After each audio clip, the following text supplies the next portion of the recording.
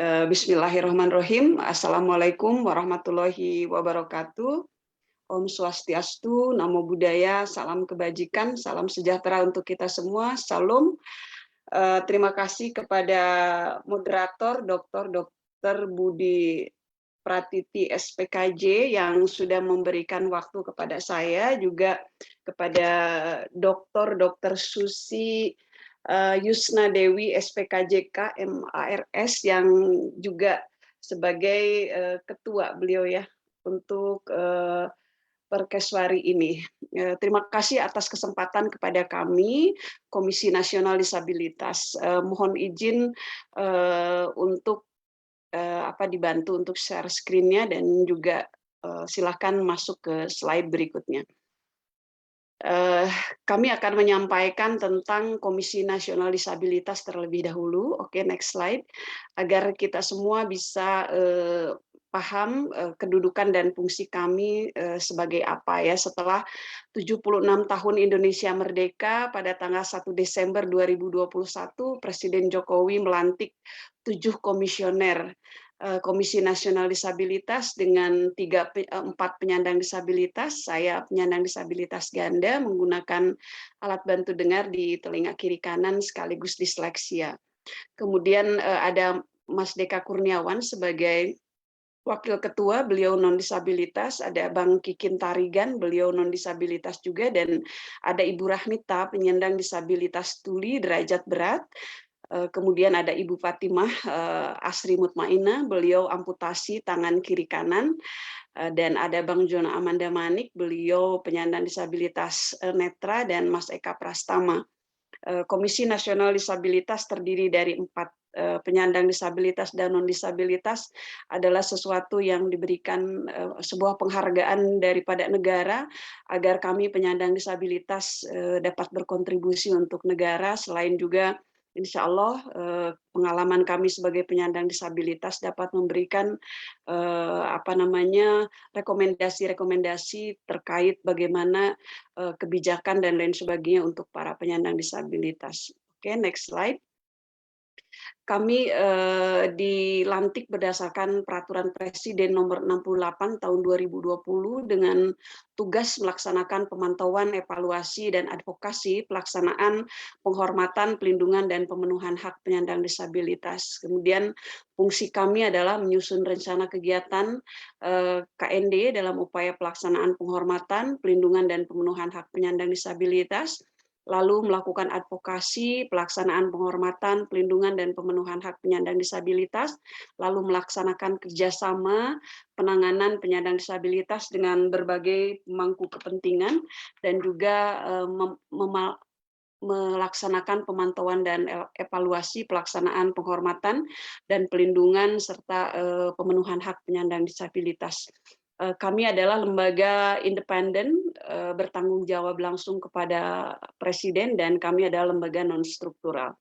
Jadi kami bukan implementator, tetapi kami adalah pemantau, mengevaluasi, dan lain sebagainya. Jadi berdasarkan Undang-Undang Nomor 8 Tahun 2016 tentang penyandang disabilitas, maka Komisi Nasional Disabilitas ini terbentuk. Oke, next slide.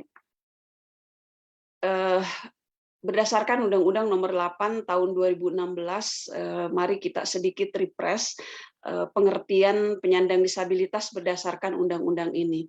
Penyandang disabilitas adalah setiap orang yang mengalami keterbatasan fisik, intelektual, mental, dan atau sensori dalam jangka waktu lama yang dalam berinteraksi dengan lingkungan dapat mengalami hambatan dan kesulitan untuk berpartisipasi secara penuh dan efektif dengan warga negara lainnya berdasarkan kesamaan hak.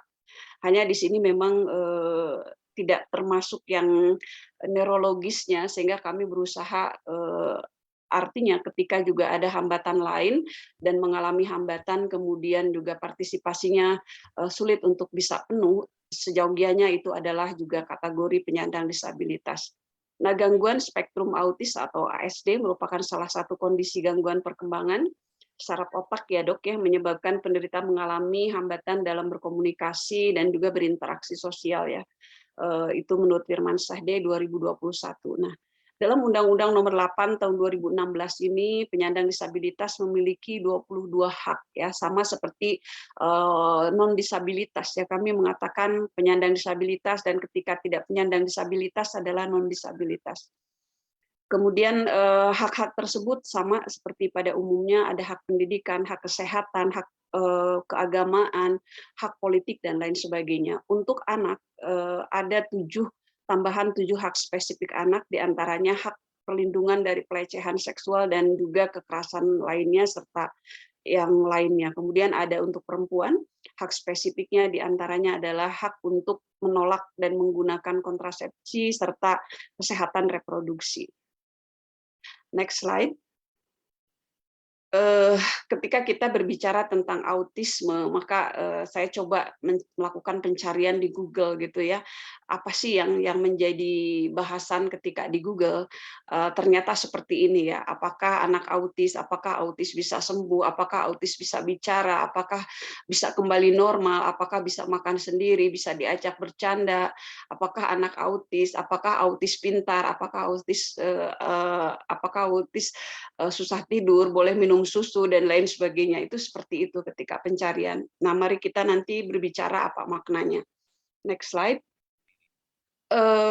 Kami melihat tentang tantangan individu dengan autis dalam dunia kerja ya.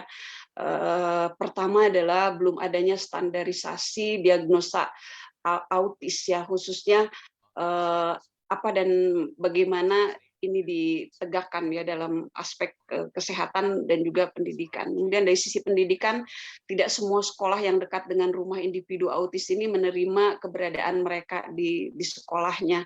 Kemudian secara sosial juga stigma yang melekat pada masyarakat bahwasannya penyandang autis dianggap sebagai orang yang aneh dan lain sebagainya, itu sesuatu hal seringkali disabilitasnya itu tidak seberat stigma yang diberikan masyarakat sebetulnya. Nah, stigma ini juga mengakibatkan seringkali orang tua merasa tertekan atau malu untuk menyekolahkan anak, mencari bantuan dan lain sebagainya karena takut dianggap sesuatu hal yang memalukan, serta sesuatu hal yang apalagi jika dikaitkan dengan kondisi keluarga dan lain sebagainya. Ini stigma ini yang sangat memberatkan keluarga dan juga penyandang autis. Nah, pemahaman dan persepsi tentang penyandang autis masih kurang dari orang tua, keluarga, masyarakat, dan juga pemerintah, sehingga tentu ini harus kita bangun pemahaman semua terhadap penyandang autis ini ya.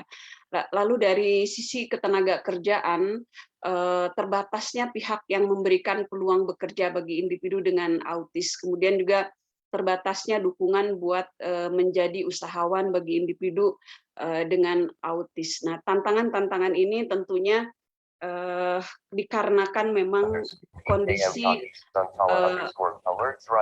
autis itu yang memang sangat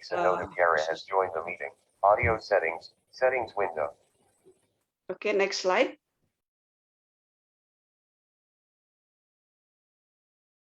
Iya, boleh next slide. Ya. Kemudian bagaimana kesempatan individu dengan autis dalam dunia kerja di Indonesia. Kita akan melihat ya, ketika masuk ke jenjang pendidikan tinggi, itu sebenarnya akan meningkatkan peluang dalam persaingan pasar global, dan juga artinya ketika seseorang bisa mengikuti pendidikan tinggi, maka ini akan membuat penyandang disabilitas termasuk autis itu mendapat kesempatan bekerja. Hanya masalahnya pemerintah ataupun dunia pendidikan tinggi, bahkan persekolahan, itu masih sulit untuk memberikan akses kepada penyandang disabilitas termasuk autis. Sehingga apa yang harus kita lakukan adalah mendorong pemerintah untuk melakukan evaluasi dari peta jalan layanan kesehatan inklusif disabilitas. Nah, apa yang sudah dilakukan, kemudian apa yang menjadi tantangan, dan apa peluang yang bisa dilakukan agar penyandang autis ini juga mendapat kesempatan. Berdasarkan penelitian dari Kementerian PPN, bahwasannya penyandang disabilitas secara menyeluruh tingkat pendidikannya itu baru sampai tahap SD, dan ini pun hanya 50% yang mencapai. Artinya apa?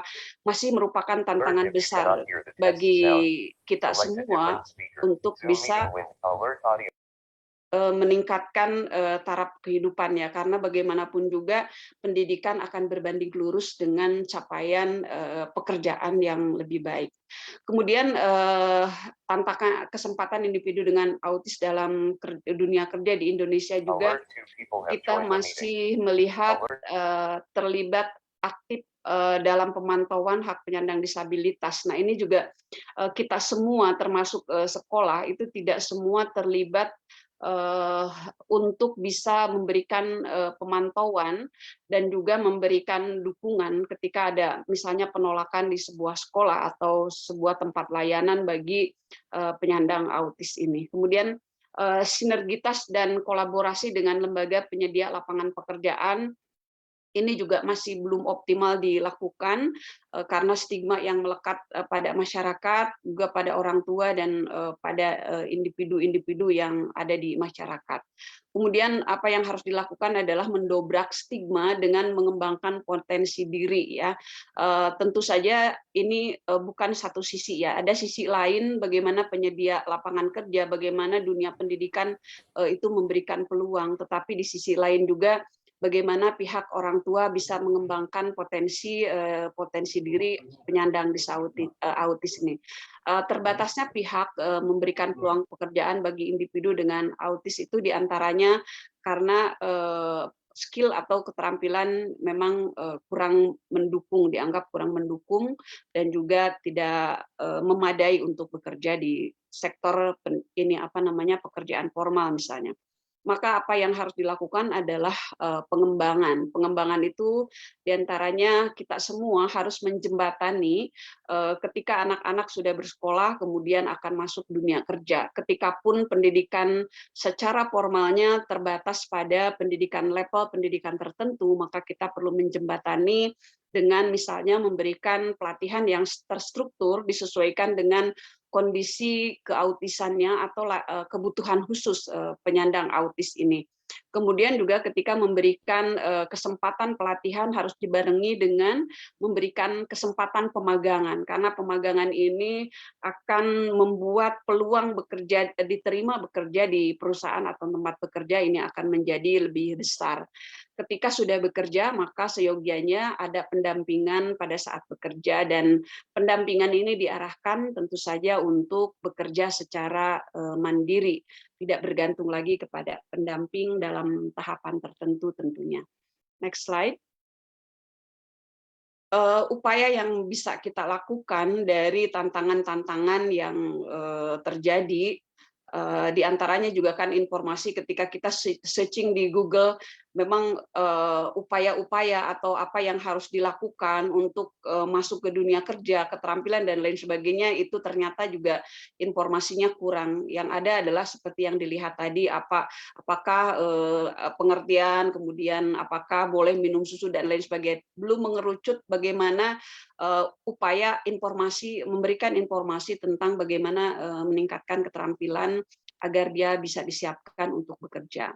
Maka apa yang harus kita lakukan pertama adalah dari keluarga. Keluarga ini adalah unit terkecil dan sangat dekat dengan anak, sehingga keluarga harus di-empowering, diberi pemahaman, memahami anak dan juga mencari dukungan yang tepat. Dan seyogianya juga ada sebuah program untuk keluarga dengan penyandang autis ataupun penyandang disabilitas yang lainnya, agar mereka dikuatkan secara psikologis bahwa kondisi kedisabilitasan yang dimiliki oleh keluarganya adalah bukan sesuatu hal yang memalukan, karena seringkali juga hambatan datang dari diri keluarga sendiri, orang tua, adik, dan kakaknya. Program untuk keluarga berupa gathering, adik kakak, keluarga ibu bapak, dan juga keluarga lain yang sama-sama memiliki anak dengan autis itu juga sangat baik untuk dilakukan, sehingga merasa bukan keluarga saya aja yang memiliki keluarga penyandang disabilitas.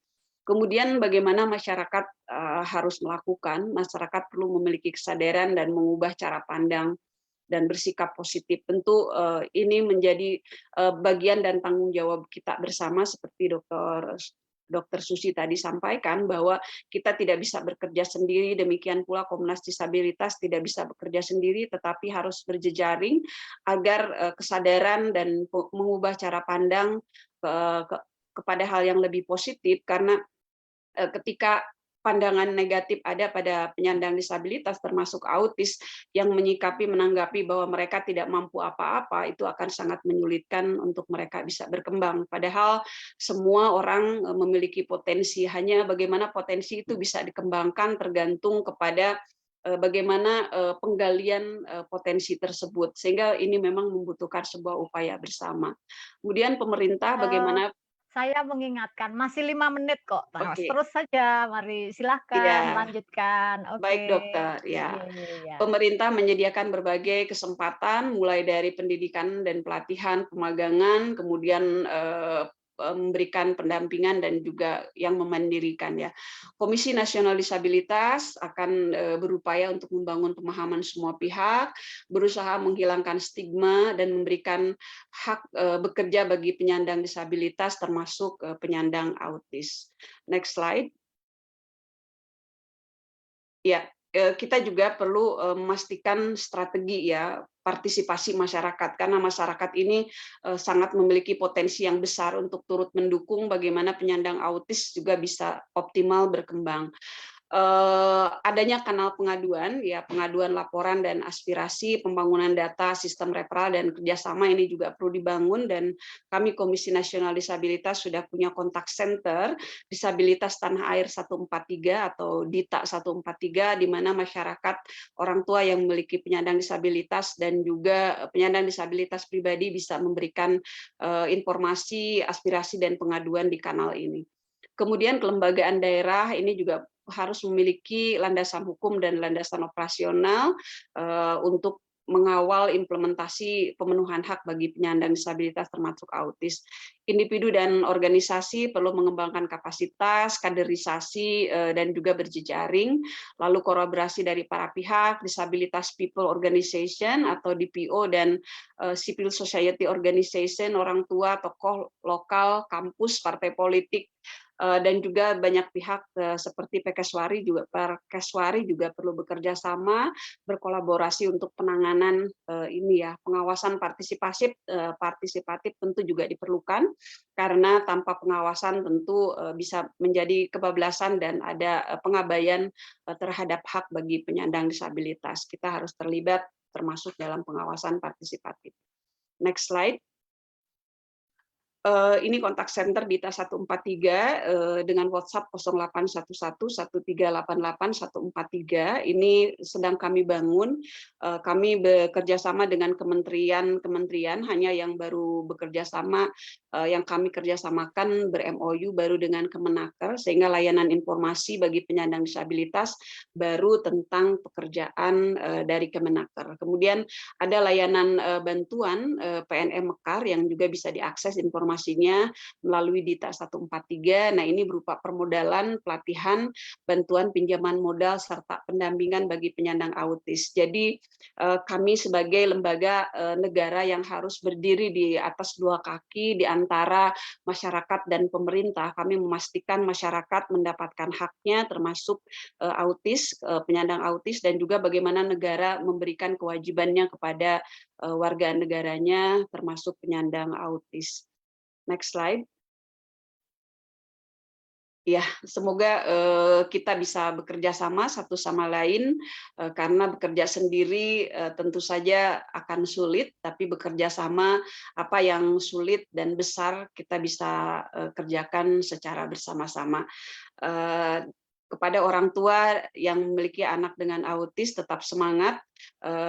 Ruang publik dan segala hal sudah dibuka lebih lebar oleh pemerintah dan juga masyarakat, namun tetap semangat juang orang tua, dan kita semua harus tetap juga menyala-nyala untuk mencari sesuatu hal agar anak kita bisa menjadi lebih baik lagi dan mendapatkan kesempatan lebih baik lagi.